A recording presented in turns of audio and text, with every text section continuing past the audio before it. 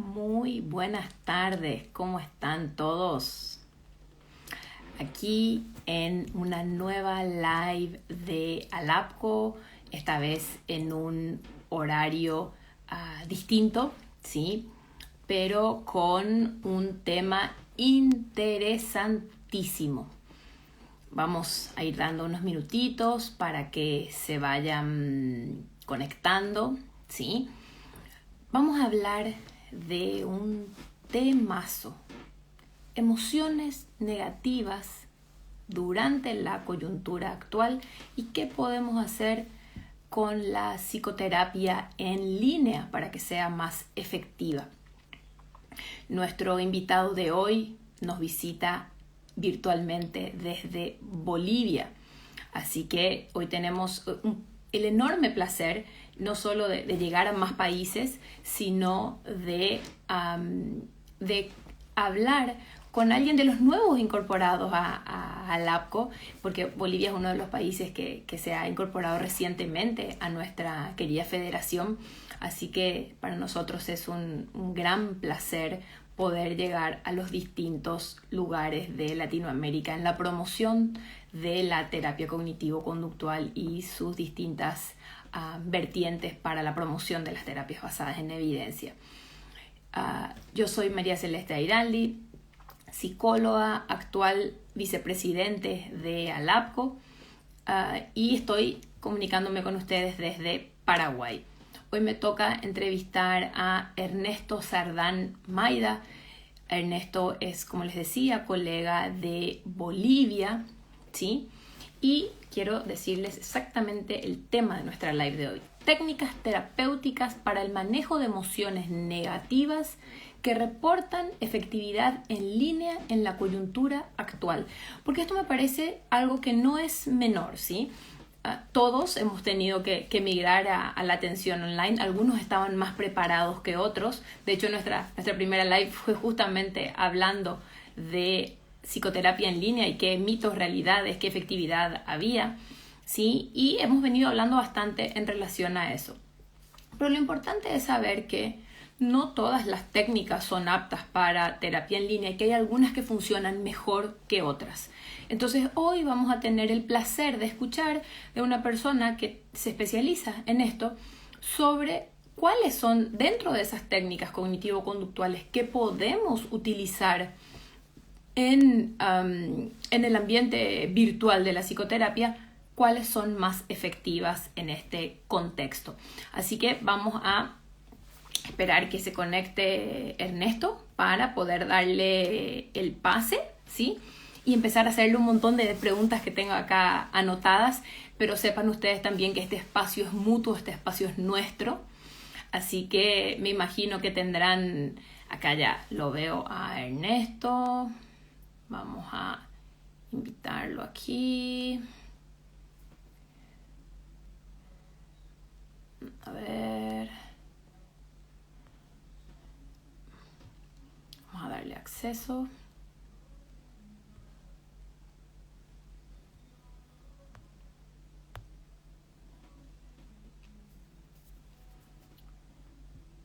Bien, a ver, vamos a esperar que nos mande una invitación para acceder. Ya lo vi que se conectó.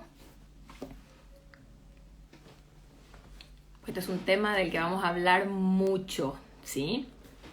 Así que cuando puedas, Ernesto, ya aguardo tu invitación para acceder acá, ya con ganas de darte acceso para conversar. Ya te veo aquí.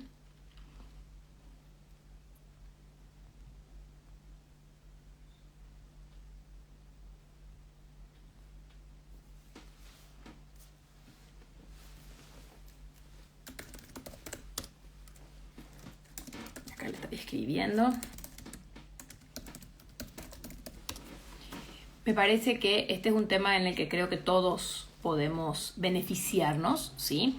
Así que estaría bueno que también aprovechen para sacarse sus dudas, ¿sí?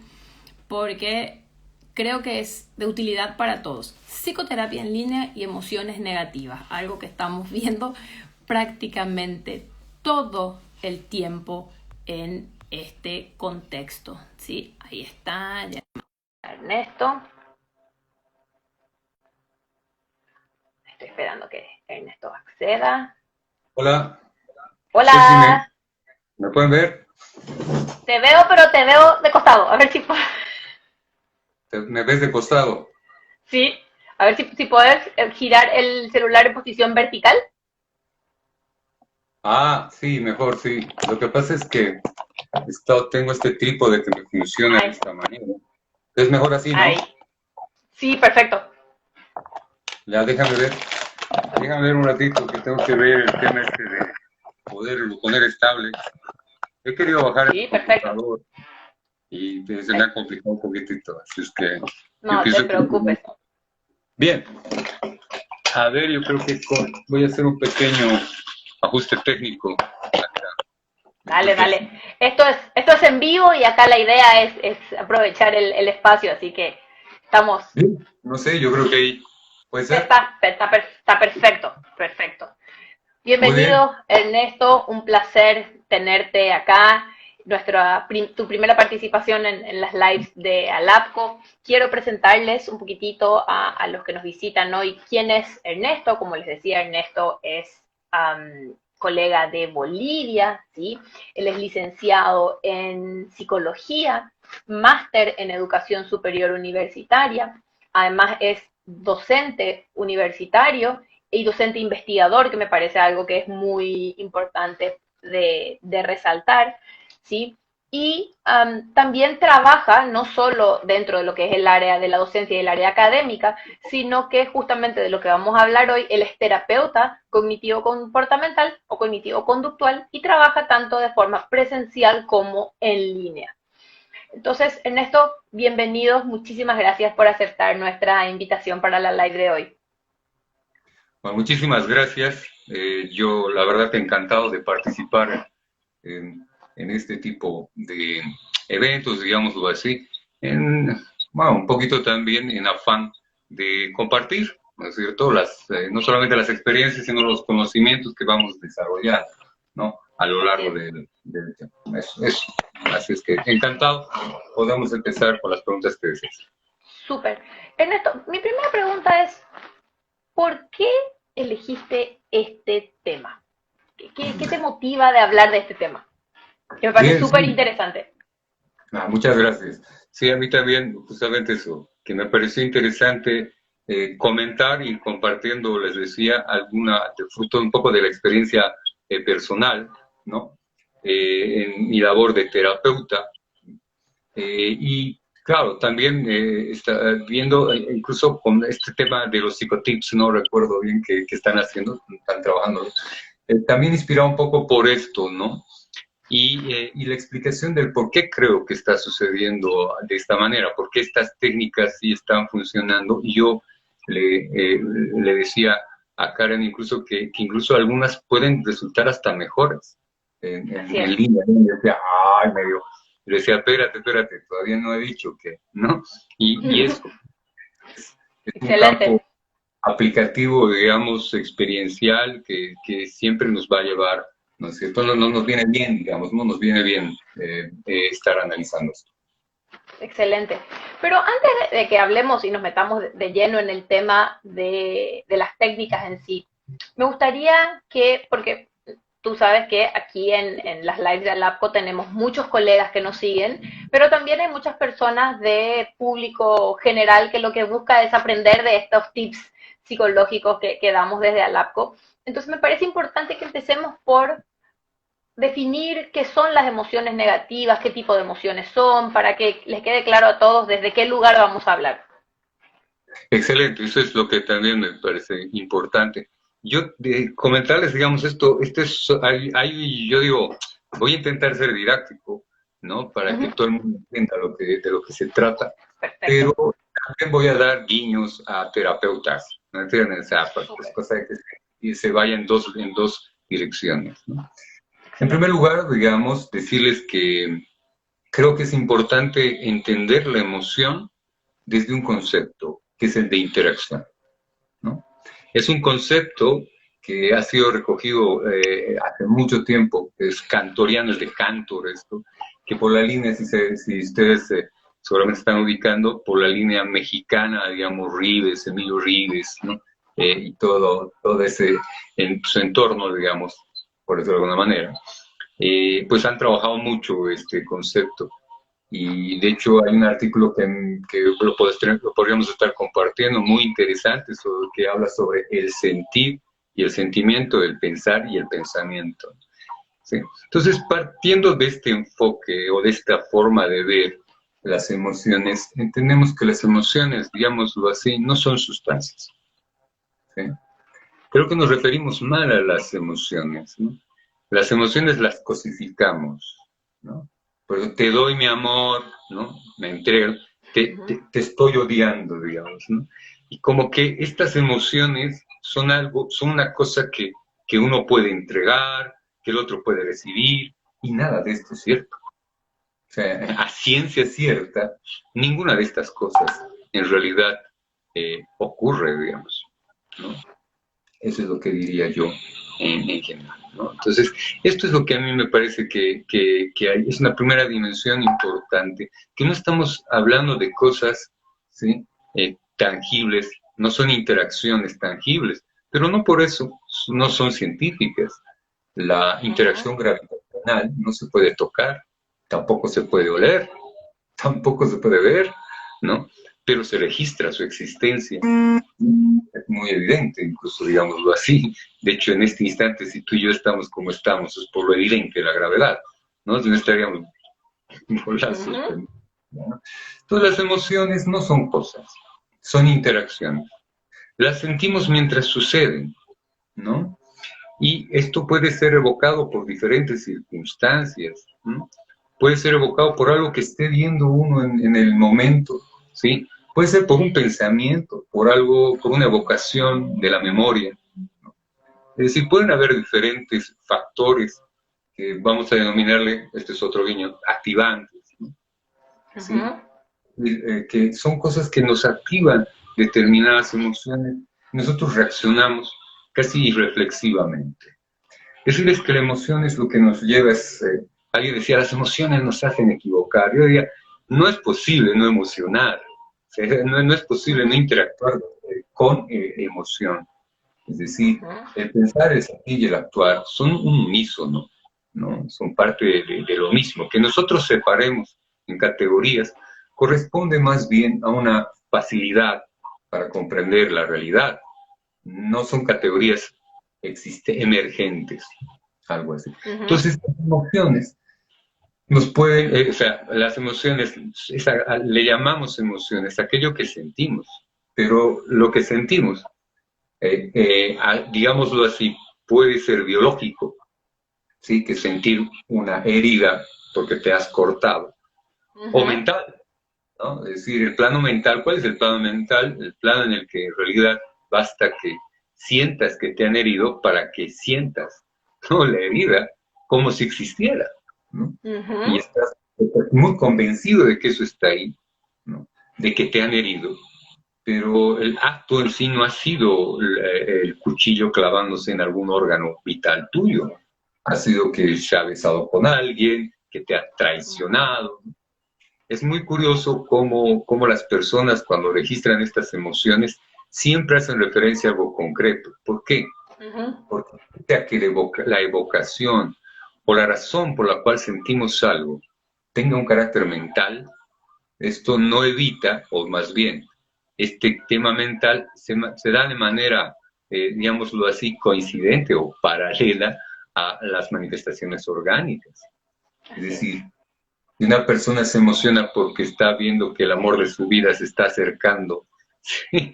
Y empieza a palpitar el corazón, ¿entienden? Este corazón no está palpitando mentalmente, está palpitando en lo real, ¿no? Por razones mentales, ¿no? Pero está palpitando en lo real, ¿no? No es que se está imaginando y está palpitando mentalmente, eso no ha sucedido, ¿no?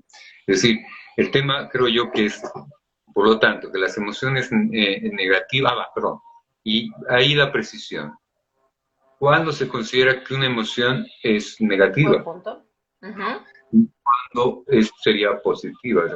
Esto de lo positivo y negativo no obedece un orden moral, ni siquiera yo diría ético. Buen punto. Va por un orden de bienestar, o sea, del sentirse bien o sentirse mal, pónganse, ¿no? Entonces, hay cosas que nos hacen sentir mal, ¿no? Y hay cosas que nos hacen sentir bien. Si nos hacen sentir bien y en algún momento se llegan a exacerbar, y no, francamente yo digo, tanto drama, hasta sin llegar a extremos, ¿no? De euforia delirante, digamos, pero y me parece que está bien, está simpático, ¿no? Pero en el otro lado, en el otro sentido, pues no estoy tan de acuerdo, ¿no? No estoy tan de acuerdo en el sentido de que, pues, hay emociones negativas. Bueno, las emociones negativas, ¿cuáles son? Son emociones que nos registran o que nos permiten registrar malestar, digamos, o son el registro del malestar. Pero cuando se vuelven nocivas, las emociones negativas yo diría que son útiles, altísimamente útiles, como muchos lo han resaltado, ¿no? Muy importante destacar eso. No sabríamos cuándo estar bien, cuándo estamos bien, les digo, o sea, por simple, incluso, tema de diferenciación concreta. Es decir, las emociones negativas nos ayudan a entender de que hay, o más que ayudarnos, nos permiten colegir, comprender que no estamos cómodos en una situación determinada. Esto está bueno, pero llevarlo a extremos, ¿verdad? Subirle el tono de la intensidad, ¿no? Tiene ribetes irracionales y nos hace registrar cosas ya provocadas. Eso. Es decir, me ha mirado feo, sí, seguramente no debe ser muy agradable que alguien te mire así, ¿no? Ya, más de eso no ha pasado, ¿no? Ya todo lo que conlleva, que incluso probablemente sea verdad, ya es una construcción, ¿no? Entonces son ese tipo de emociones, sí, que nos hacen sentir muy mal, ¿no? Que nos hacen sentir, digamos, sumamente incómodos, ¿no? En lugar de hacernos sentir solamente incómodos, ¿no? Muy, ¿no? O sea, a un grado de que algunos considerarán que es insoportable, como yo he visto en casos de ataques de pánico, ¿no? Y esto, ¿no? Que también prefiero darle un espacio un poquito a esto de la circunstancia actual, ¿no? Pero que sí, evidentemente, creo yo que sí, que hay emociones que si uno les da lugar, les da mucha pelota, pues termina siendo muy contraproducentes, muy contraproducentes.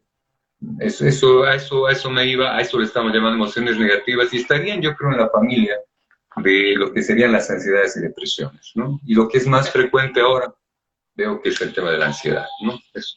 Totalmente. Me parece que, resumiendo un poco, tocaste 3 puntos que son muy importantes para los que se están sumando ahora, que está llegando gente nueva que por ahí no se conectó al inicio.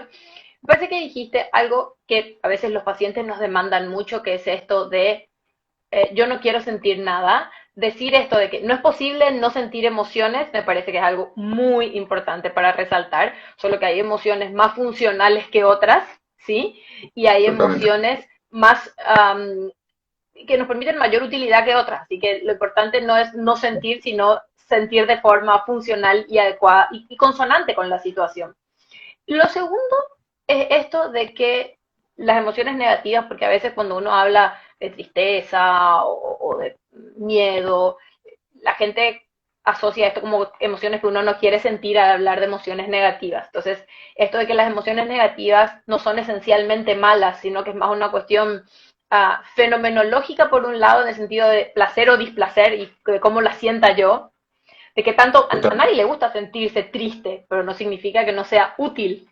En este momento, sentir un grado de miedo al contagio nos ayuda a prepararnos para cuidarnos, usar las máscaras y todas las cosas que tenemos que hacer. Entonces me parece que eso es muy importante.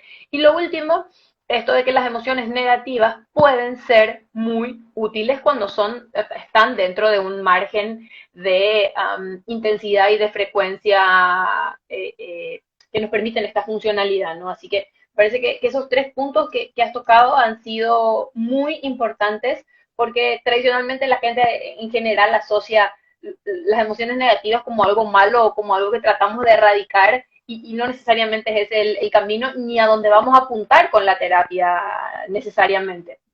No se trata de estar todo el tiempo feliz, sino regulado con las circunstancias. Es más, y esto me lleva un poquito del contexto actual, ¿no? me parece que es el caldo de cultivo para muchas irracionalidades y angustias que se están disparando por ahí, digo yo, ¿no? Viene un poco el tema, el asunto también de lo negativo que puede ser el lugar en el que pone uno una emoción positiva. Mira lo que te estoy diciendo. Perfecto. O sea, por Perfecto. ejemplo, el tema del amor, ¿no? El tema de, no sé, un montón de cosas, ¿no? Que si no las tienes, estás mal, o sea, que si no las registras, estás mal, ¿no? Y esto que estábamos hablando, por ejemplo, ¿no? Este tema de que en el marco actual, decía yo, se está exacerbando, por ejemplo, algunas cosas. Por decirles, un detallito, el COVID, digamos, es mortal, ¿no? No, mata. ¿Sí? O sea, en ese sentido es mortal, sí, pero estás hablando como que me contagio y me muero, y no es verdad. ¿Me entienden? O sea, son esas dimensiones de irracionalidad en las que entra, en la que se construye. O sea, la irracionalidad, más o menos, yo me imagino que muchos saben, pero yo les voy a dar un poco mi idea. La irracionalidad se construye con dos claves, ¿sí? Una parte que es cierta y constatable y una parte que no la es. Y yo diría que es más, nunca va a poder comprobarse algo así. O sea, no totalmente, ¿ya? Entonces, una parte de la construcción de la irracionalidad es, por ejemplo, no he hecho hoy mi trabajo, ¿no? Y la segunda parte, soy un completo inútil. Ahí se construye la irracionalidad. Entonces soy un completo inútil porque no he hecho hoy día mi trabajo. No he hecho mi trabajo hoy día. Y ahí se quedan en esa seguridad de que han constatado su inutilidad, ¿no es cierto? Cuando en realidad es un concepto. Es lo que tenían de una. Que sea omitido. Una cosa así. Entonces, sí. Partiendo de una realidad, o sea, el problema no es la realidad del, por ejemplo, no haber hecho bien un trabajo, sino la lectura que le damos a esa realidad y el catastrofizar, sobre todo que es la mayor tendencia y esto de hacer inferencias arbitrarias porque no hice mi trabajo, pues entonces soy un completo inútil. Entonces son estas inferencias las que sabotan nuestra propia mente y nuestros propios objetivos. Y Ernesto, te pregunto ahora. Sí. No, solo una te quería hacer, pero dale, continúa. Sí. No, dime. No, solo quería decir que, por ejemplo, el tema de la felicidad, ¿no? Es decir, un estado de incomodidad general, pero ¿y por qué no puede pasar? Es decir, ¿me entienden? O sea, no es una obligación feliz, ¿no? Algo así. No lo pongamos como una obligación. O sea, al ponerlo como obligación, termina siendo negativo, porque si no eres feliz, eres doblemente infeliz. O algo así. Podrías estar tranquilo. No soy feliz, pero no soy doblemente infeliz, ¿no? Pero si quiero ser feliz y busco, y ese es mi objetivo, siento que es mi obligación ser feliz, no soy doblemente, me enojo conmigo y me siento insatisfecho y frustrado. Era solamente esa decisión que quería hacer. Todo buen deseo convertido en una demanda se convierte en un problema. Ahí. Exactamente. Es un principio. Sí. Ernesto, estábamos hablando de las emociones negativas dentro del contexto actual y dijiste que fundamentalmente hablábamos de depresión y ansiedad y de que lo que más veías en consulta hoy eran cuestiones vinculadas a la ansiedad. ¿Sí? Sí. ¿Crees que ha aumentado el volumen de consultas o la demanda de búsqueda de atención en relación a la ansiedad en comparación con otras emociones? Yo haría una diferenciación en el tema de las consultas, ¿no? Es decir, te soy franco, estoy entrando en materia de las técnicas, digamos, ¿no? Yo pienso que hay una diferenciación. Es decir, si bien se han multiplicado los casos de ansiedad, no sé cómo explicarles, ¿no? Que antes personas que no estaban ansiosas se están poniendo ansiosas, ¿no? Yo creo que la línea de base, el umbral, ¿no es cierto?, se ha movido un poquitito, ¿no? Siempre sucede así, o sea, por lo menos desde la impresión, digo yo, suele suceder cuando se dan contextos o condiciones desfavorables como la que estamos viviendo, en la que hay una preocupación adicional, pero además es generalizada, ¿no? Es decir, hay cierta sensación de impotencia mundial al respecto. Entonces, esto es como que ¿podemos ser felices? Sí, aunque estamos con guerra. Entonces, sí, están lanzando bombas, pero dentro, eso es una cuestión que me parece que es importante entender, que por lo tanto, si está subiendo esto, o sea, en general el estado de tensión se ha subido, pues personas que habitualmente no mostraban señales de ansiedad, pues han terminado mostrándola. Lo cual no creo que haya sido, ahí está la segunda parte, no ha sido probablemente suficiente como para ir a consulta. Okay. ¿Entienden? Ha operado también en el sentido contrario. O sea, es algo que yo compartía con algún colega. Decía, es que mucha gente más bien le ha pasado al revés, no creas. Le ha pasado al revés. Dice, no, es que esto es por la pandemia. ¿Sí? Claro. ¿Sí? Algo así. Entonces, justifica de alguna forma la búsqueda de ayuda porque como que cuando desaparezca la pandemia automáticamente va a desaparecer mi ansiedad. Exactamente, entonces más bien aparece también eso. Pues yo creo que por eso se ha ido compensando. Se les decía porque en mi caso sí, la verdad, francamente, sí se han incrementado los casos de terapia en línea, pero algunos otros colegas, pues no. De hecho, hay mucha gente que no le interesa hacer la terapia en línea. Así y de hecho, esa es una de las razones por las cuales yo también quería hablar un poco al respecto, porque sienten que la intimidad no da, el tipo de interacción, y ya, sí es verdad, pero tampoco es cierto todo lo que se dice con las limitaciones, ¿no? Entonces, si te parece, podríamos también empezar a trabajar en esto de las, digamos, que pueden irse mostrando más favorables para trabajar en línea, digamos, ¿no? Y asociar al tema del tipo de paciente. Y yo te diría que en general, aunque el contexto y las condiciones pueden favorecer o más bien perjudicar el desarrollo de una terapia, estoy totalmente de acuerdo.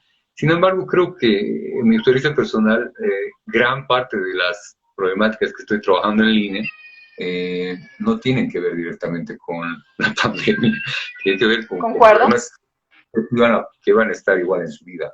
¿No? O sea, les digo, nuevamente, que no creo que en materia emocional, creo que hay mucha gente que lo está manejando de esta forma, ¿no? Eso te podría decir de alguna forma, en general. Me parece que es un buen punto. Tal vez lo que ha hecho la pandemia no es causar mayores problemas, sino es más una cuestión de que ha exacerbado algunos otros problemas de base, sobre todo cuestiones de pareja, por ejemplo, que no estamos acostumbrados a convivir 24 horas con el otro dentro de casa, no tener espacios de intimidad y de esparcimiento. Entonces, me parece que eso es bien interesante. O sea, no es a causa de la pandemia que han buscado terapia en línea, sino que son problemas que probablemente hubieran estado ahí desde antes. En relación a la terapia en línea en sí, entonces, ¿cuáles son, de acuerdo a lo que estás viendo tú, las técnicas que están generando o están produciendo una mayor efectividad en tus pacientes, que les están permitiendo mejores resultados? Bien, a ver, para esto creo que vale la aclaración. Yo he sido un psicólogo, digámoslo así, muy poco dado al... A ver, voy a tratar de explicarlo bien. He sido muy práctico, casi les diría, casi de manera irresponsable. Desde muy pequeñito. Desde cuando estaba en la universidad, yo fui auxiliar de cátedra. Y yo era muy envalentonado, ¿me entienden? Era muy atrevido intelectualmente, digamos así. Entonces empecé a hacer al revés que lo que habitualmente hacemos todos, ¿no? O sea, digo yo por mis últimos años de formación, que es primero aprender y luego practicar. Yo fui irresponsable, digamos, pero yo primero practicaba. Aprendía 2, 3 pinceladas y empezaba a llevarlo al acto, ¿me entienden? O sea, en eso yo sí te voy a decir, no he sido el mejor ejemplo, digámoslo así, del cómo sí, porque sí, sí es verdad que yo hablaba con amigas, amigos, ¿no? Y hacía pequeñas intervenciones para trabajar ciertas cosas. Yo sí, en ese sentido, digamos, sí, pero eso también ha tenido un componente muy importante. Sí, yo diría que soy más científico que psicólogo, mira lo que estoy diciendo, ¿sí? Y Buen por lo punto. tanto, más objetivo y sí, práctico, pero no antiético, ¿no? Sí, en todas mis prácticas he empezado a ver qué funcionaba, ¿m? Qué servía y qué no. De ahí es que me he decantado por la terapia cognitivo-conductual, digamos. Si voy a ser Ujú. objetivo, algunos dirán, algunos podrán hacerlo por simpatía, no sé, algún tipo de enamoramiento, sí, fenómenos que no han acontecido en mí. En realidad lo mío ha sido una Eficacia, lección ajá. muy, muy firme, muy clara. Si yo no voy a jugar con este tema, para mí ha sido así, ¿no? Es Concuerdo plenamente. que bueno, es lo suficientemente delicado, sí, como para no hacerlo de esa manera. Entonces yo, Así es. digamos, esto es lo que ha pasado. Y fruto de esto es que yo he trabajado mucho diferentes técnicas, por ejemplo, de respiración, ¿no? Ujú. Para el tema de la relajación, ¿no? Relajación profunda, relajación con retención, el tema de los diferentes tipos de respiración, ¿no? Clavicular, costal, Ujú. estomacal, etcétera. Y cómo esto realmente puede ayudar perfectamente, ¿sí? Sí, sí, bueno, yo creo que podemos empezar. Les voy a dar algunas ideas sobre esto, pero les decía así, ¿no? Entonces he empezado yo a trabajar una serie de ir viendo, probando, digamos, en línea qué servía más, comparando siempre. Todo lo que les voy a decir es una comparación de lo presencial respecto de lo la terapia en línea. Entonces hay técnicas yo diría, de relajación respiratoria, ¿no? De relajación muscular progresiva. Estoy muy familiarizado con Jacobson, con, Ujú. con un poquito de la pasiva, ¿no? Que actualmente les diré que está funcionando bastante bien. Y la de Schultz, ¿no? Que francamente a distancia no Ujú. la conozco, ¿no? Entonces, y el tema de sensibilización sistemática de tipo eidética, ¿no? O sea, imaginaria, ¿sí? Ujú. La famosa TREC, que para mí es un monstruo de terapia, es una terapia de amplio espectro, ¿no? La terapia racional emotivo-conductual, o la TRE nomás, la terapia racional emotiva de Ellis, ¿no? Que también el entrenamiento en habilidades sociales, principalmente asertivas, ¿no? O sea, principalmente Ujú. las que conllevan aserción, ¿no? De ese grupo de terapias, digamos, principalmente, me gustaría comentarles algunas ventajas y desventajas que podría tener. No sé si te parece. Me parece excelente. Y a tu favor voy a decir algo antes de entrar específicamente en lo de las técnicas. Creo que esto de que dijiste, tal vez he sido irresponsable porque empecé practicando tal vez sin saber tanto sobre el tema, me parece que validando un poco tu experiencia y lo de de la mayoría de la gente que nos está viendo, los colegas, creo que fue lo que le pasó a muchas personas en este contexto. Creo que muy pocas personas en Latinoamérica aún la psicoterapia en línea no era algo muy de vanguardia y muy usado hasta hace seis Exactamente. meses atrás. La verdad que éramos pocos los que trabajábamos con esto desde antes y que por eso hemos trabajado inclusive en cuanto surgió toda esta migración como obligatoria y inmediata, en tratar de ayudar y entrenar a otras personas en toma de decisiones adecuadas y en guías clínicas y demás, porque muchos se vieron en esta necesidad de seguir ayudando gente, de seguir trabajando sin saber muy bien qué sí y qué no podían hacer. Así que creo que ha sido un poco la experiencia de la mayoría, pero creo que ya tenemos un bagaje de conocimiento y de información y de práctica sobre todo, nos guste o no, eh, ya bastante amplio como para poder empezar a hablar, además de años de investigación, de poder empezar a hablar de qué es lo que funciona y qué es lo que no. Así que podemos perfectamente, has nombrado varias técnicas interesantes, así que entonces empecemos por respiración, por ejemplo. Las técnicas considerando que los pacientes con ansiedad son los que más nos están buscando en estos momentos y que son los que se benefician con estos recursos. Sí, mira, yo solo recomendar, incluso a mis propios estudiantes, ¿no? Les suelo recomendar que cuando van a estar con un paciente, ¿sí? Incluso en la primera entrevista, ya les den señales de que esto puede cambiar, ¿no?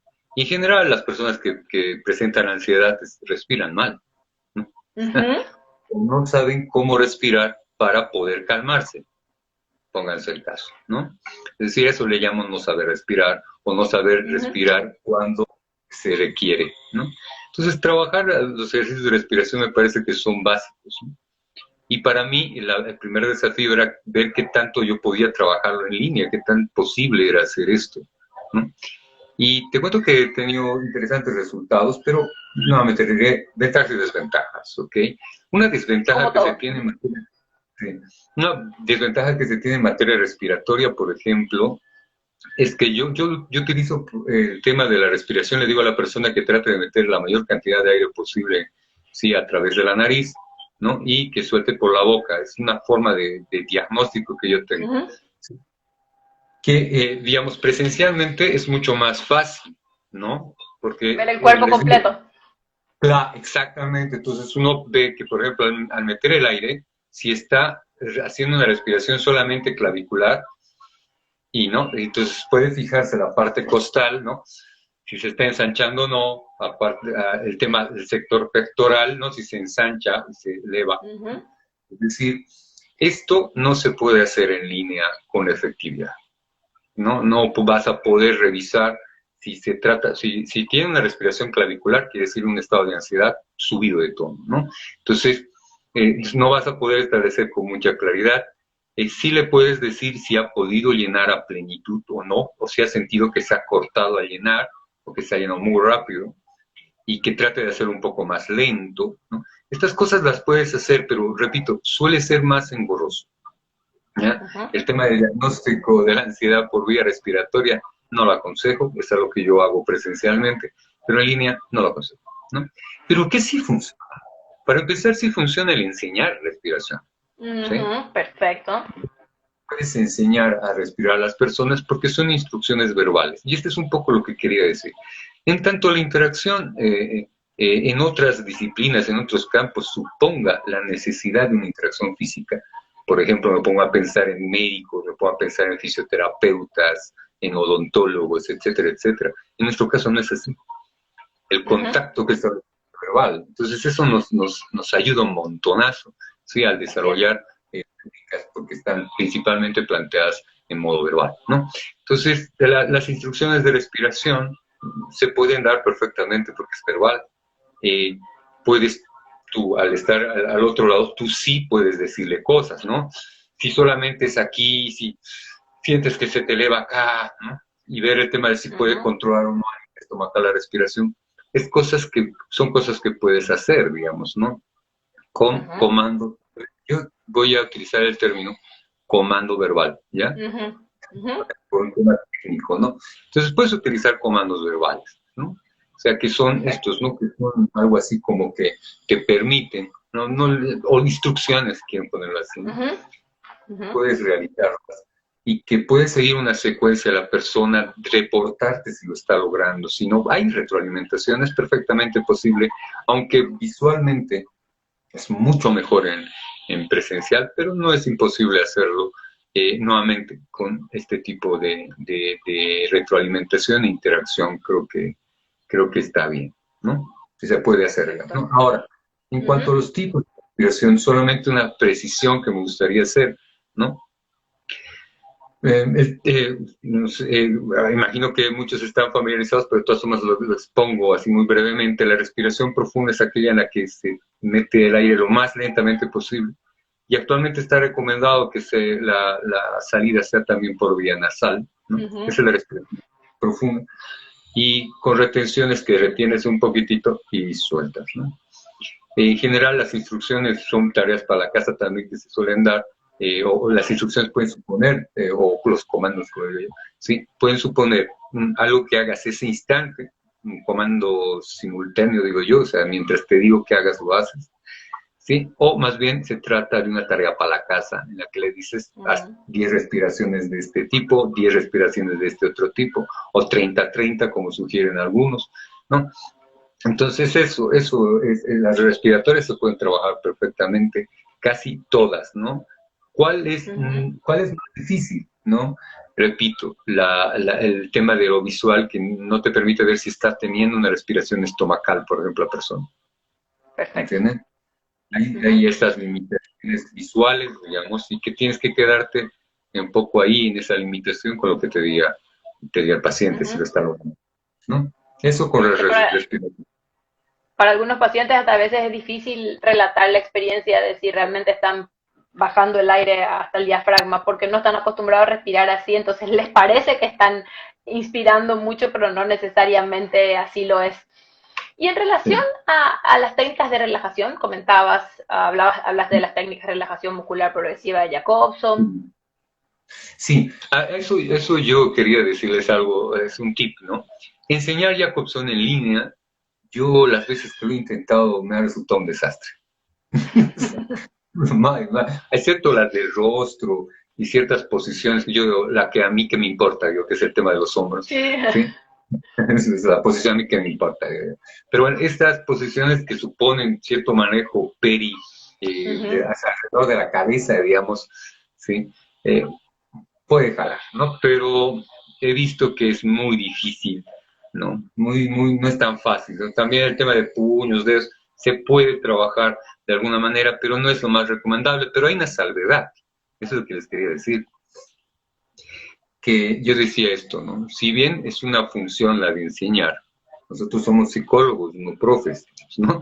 Y probablemente algunos puedan incluso enseñarles mejor que nosotros la técnica de Jacobson. Yo he estado viendo algunos interesantes videitos en que explican, está muy ampliado ya esto, ¿no? Casi mejor que nosotros tal vez la técnica. Y solo yo podría decir que tal vez alguna precisión que habría que hacer, hay algunas personas que empiezan de la cabeza a los pies, yo soy más tirado a lo golpiano, digamos, al planteamiento original, digamos, ¿no? Jacobsoniano como tal, que con las manos, Empezar por ¿no? las manos. Perfecto. Entonces, pero salvo esos detalles, yo diría que son detalles, porque al final la relajación progresiva se obtiene, yo diría que no es lo más recomendable hacer uno el trabajo con el paciente para enseñar, ¿no? Para presentar la técnica, no me parece lo más recomendable. Creo que es mucho mejor escogerse un videíto y decir, vete este video, y porque repito, o sea, no es eso, es un instrumental, digamos, ¿no? Sí, no es que si le enseñas bien la técnica de Jacobson, ya vas a... No, creo que es la inducción del estado de relajación probablemente más efectivo que yo he encontrado, que es la de Jacobson, ¿no? Pero es eso, ¿me entiendes? Hay Es eso. un, se me ocurre una idea acá en la cual se pueden unir ambas cosas. Una es nuestro rol como psicólogos, ya que están acostumbrados tal vez a nuestra cara y nuestra voz, y otra cosa es la utilidad. Entonces, una cosa que hemos hecho nosotros, por ejemplo, en la clínica, es grabar videos nuestros haciendo la técnica de relajación, entonces se las compartimos a los pacientes en estos contextos y ha sido muy útil. O la otra opción es justamente elegir alguno de esos videos, como bien hablabas, tal vez el propio paciente no sabe que hay diferencia entre empezar por la mano o empezar por otro lado, entonces direccionarle que tipo vea este video en vez de simplemente que vea un video de relajación, entonces dirigir la búsqueda puede serle útil a los que no tienen mucha noción al respecto. Ahora te voy a preguntar, mencionaste en el medio ahí de las técnicas que usas, terapia racional emotiva. Cuéntame un poco de tu experiencia en relación a la TREC. Ya, a ver, como yo decía, la TREC es para mí una terapia de amplio espectro, ¿no? Muy amplio espectro. Yo francamente les digo, nunca me la tomé muy en serio, les soy franco. Pero ¿por qué? Les voy a explicar, ¿no? Porque no me aboqué tanto a Albert Ellis, porque durante mucha época yo he sido más bien riveriano, o sea, más tipo Rives, ¿no? Y yo he sido un poco de la escuela más conductista, conductual, si quieren, que cognitiva, conductual, ¿no? Entonces seguí una línea muy dura, como decía yo. Eh, hasta en la personalidad soy como que muy escéptico, ¿no? ¿Sí? Es decir, entonces he sido como muy duro, prejuicialmente incluso diría yo, ¿sí? He sido muy duro con las técnicas cognitivas en su inicio, pero ha sido muy grato después, digámoslo así, estudiarlas, ¿no? Como digo yo suelo tener una frase que les digo a mis hijos: yo no tengo hobbies, yo todo lo quiero hacer profesionalmente, o sea, ni siquiera dibujar, así nomás. Entonces, cuando se trata de una técnica, pues también me gusta trabajarla desde la P hasta la PA, digamos, ¿no? O sea, conocerla muy bien y manejar todo lo que te reporta, ¿no? Y eso, ¿no? Entonces lo que encontré, bueno, lo que pasa es que yo no me gustaba entrar tanto, la verdad, sí, no entraba tanto en el meollo de la discusión de lo que es la TREC, porque como que veía que decía, diferenciaba técnicas cognitivas, técnicas conducta, ¿no? Para mí conducta es pensar, sentir y actuar al unísono. Entonces, separar el acto y decir que la conducta es acto, pero no es emoción, o sea, ¿a partir de quién? ¿Me entiendes? Son definiciones, ¿me entiendes? No creo que se puede complicar ahí el panorama. Digo, ¡nee! Entonces entré de llano, eso es una cuestión que te quería decir, entré de llano en la TREC, yo te diría que hace unos 6, 7 años, ¿sí? La verdad, he empezado a desarrollar TREC con un muy buen nivel, diría yo, es decir, con bastantes herramientas trequianas, digamos. Y en ese sentido, decirte que pues actualmente es una técnica para mí inevitable, como tantos. Es decir, alguna técnica siempre utilizo, alguna técnica del corte de la terapia racional emotiva la utilizo, ¿no? ¿Por qué? Porque además veo que en el contexto actual ayuda muchísimo, ¿sí? Totalmente. Si algo está pasando en la actualidad es que están despertándose irracionalidades. Como tú bien decías, en mi país, en Bolivia, por ejemplo, estamos viviendo una etapa muy complicada con este gobierno transitorio, ¿sí? Y todo lo que ha supuesto el gobierno anterior y su salida, ha sido una situación bastante complicada. Y aquí hay unas riñas irracionales. Alguien decía, no, aquí en Bolivia no somos racistas porque no hay mucho negro, o sea, ¿de verdad sí lo van a decir? No, el racismo, creo que la discriminación es mucho más compleja. Entonces se han exacerbado un montón de cosas aquí y, repito, creo que el caldo de cultivo de elevar las tensiones hace que la gente en general, con mucha mayor facilidad, aunque no suponga un problema clínico o serio, con mucha mayor facilidad está actuando irracionalmente, ¿no? Entonces, con relación al tema de la TREC, yo diría que simplemente hablar solamente con relación a lo que es irracional, respecto a lo que no es irracional, ya ayudas un montón a la gente en este momento actual, ¿no? Con solamente plantear el modelo, si quieren ponerlo así, conceptual de la TREC, ya has hecho mucho, te diré, te lo aseguro, ¿sí? Al decir que por mucho que tú tengas un convencimiento, si no tienes forma de comprobarlo objetivamente, ponte a pensar que es solamente un convencimiento, o sea, empieza a sospechar. Excelente. Entonces creo que como te digo, estas interacciones verbales de una especie de cambio de filosofía, que es el meollo del asunto de la TREC, ¿no? Cambiar una filosofía más saludable o una forma de pensar más sensata, ¿no es cierto? En la que los imperativos categoriales no estén presentes ni para ti, ni para el otro, ni para el mundo, ¿no? El tema de exigirte, ¿no? O sea, de no esperar, sino exigir, ¿no? Es algo que tú decías, demandar, ¿no? Como de reclamo, ¿no? Sí, como ahora, por ejemplo, ahora es 21 de septiembre y aquí era el Día del Amor, de todo, La ¿no? primavera, es la juventud. Si hay alguno que no se haya reportado a su pareja, ya te diré lo que va a hacer, ¿no? Entonces, de repente, incluso esto, ¿no? O sea, el tema de que una persona no tiene la obligación de hacerte un favor y reclamar que no te hagan el favor. O sea, creo que en el momento actual, ante todo, se ha evidenciado la irracionalidad, digamos que también había sido pandémica. La irracionalidad también es pandémica. Entonces, desde lo general, desde el mostrar el modelito, digámoslo así, interpretativo del mundo, sí, me parece que está bien. Yo he hecho cosas más simples, como por ejemplo, presentar algunos los principios de cambio de vida o la filosofía, los 13 principios que plantea Ellis, por ejemplo, un cambio en la filosofía de vida. Alguna vez he trabajado cuestiones así puntuales como ella, pero lo más habitual es que trabaje toda la terapia, de hecho, utilizando como base la racional emotiva, cuando veo que el acento está en la irracionalidad, de la forma de pensar de una persona, ¿no? Ahora,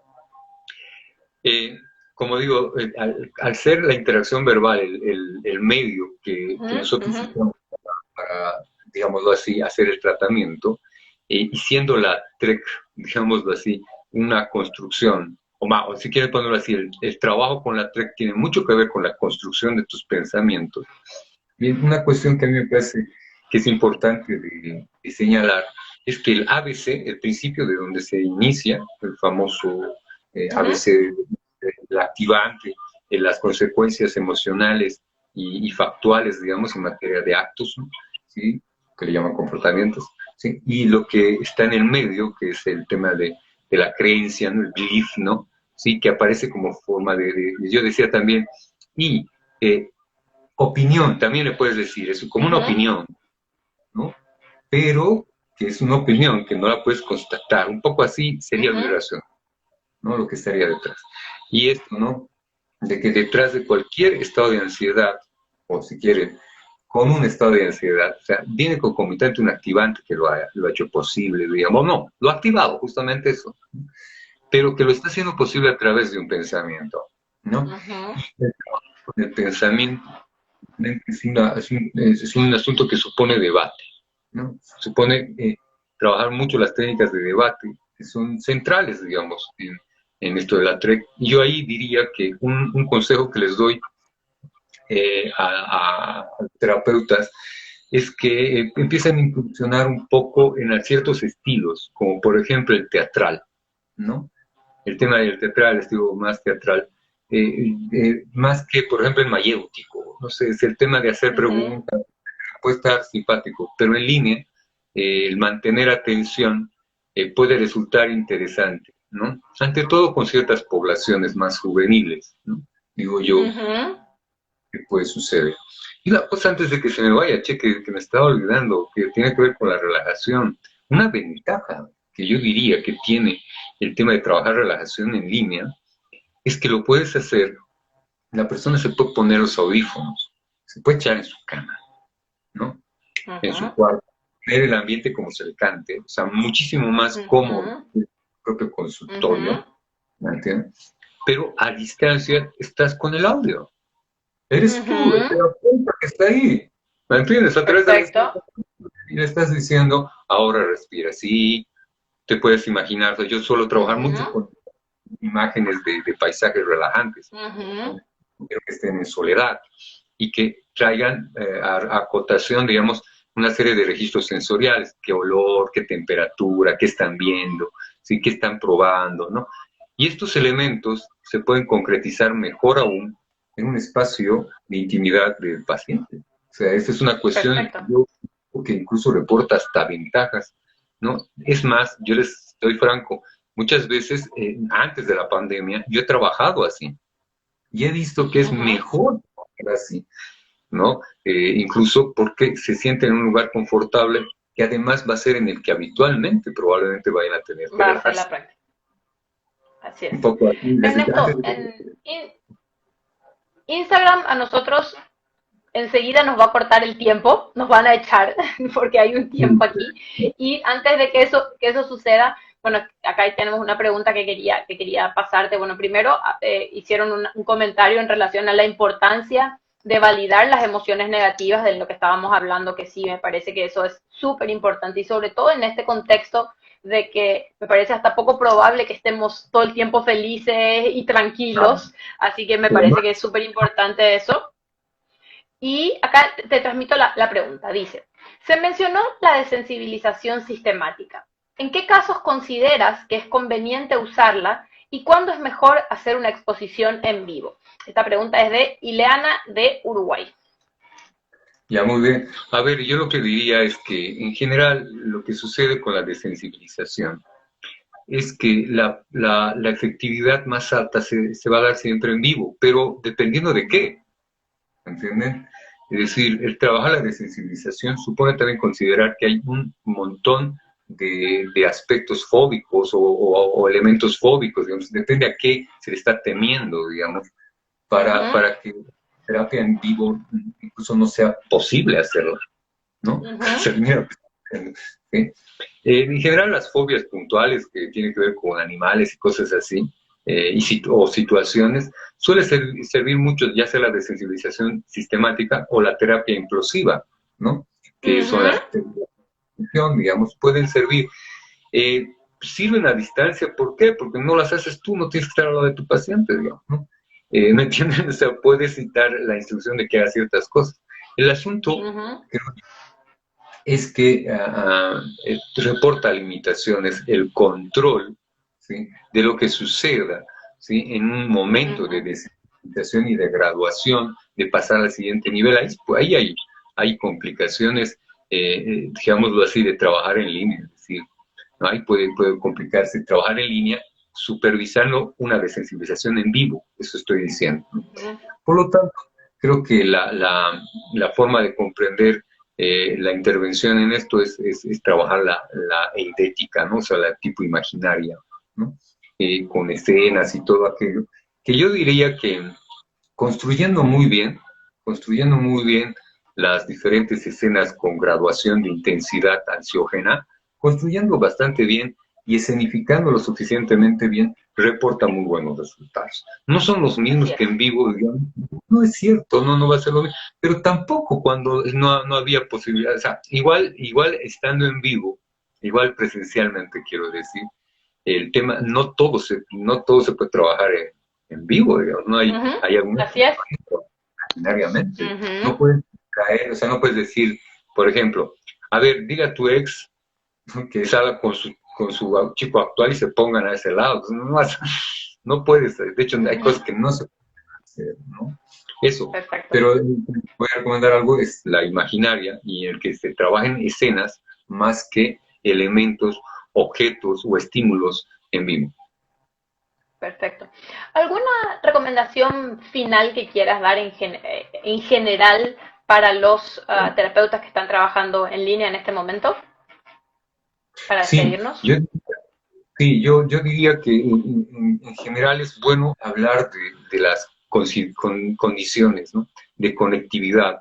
Es importante, algunos tips que ya algunos les han dado, es virtualmente importante que el medio no sea un ruido, que no haya ruido, algo así.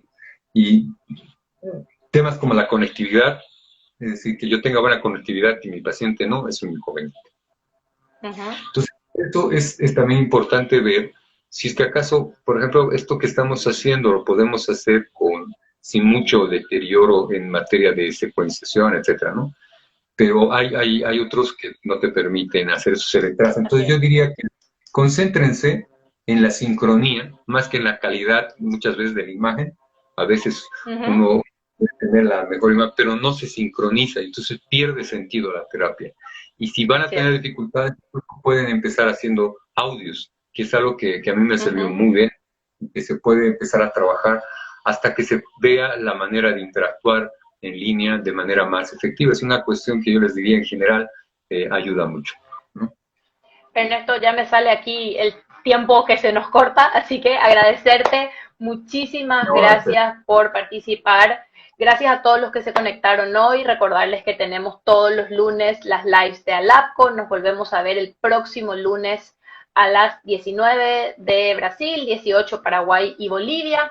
Si les sigue interesando este tema de la psicoterapia online, están grabadas algunas lives previas donde abordamos este tema. Una de las primeras estuve hablando yo sobre mitos y realidades en el tema, otros también vinculados a diferentes problemáticas. Entonces, en nuestro IGTV están todas las lives anteriores y les pedimos que se sigan conectando con nosotros en las siguientes. Muchísimas gracias por estar ahí. Hasta el próximo lunes. Muchas gracias, Ernesto. Nos vemos. Muchas gracias a todos ustedes Chao, chao. también. Muchas gracias. Saludito, que estén muy bien. Chao, chao.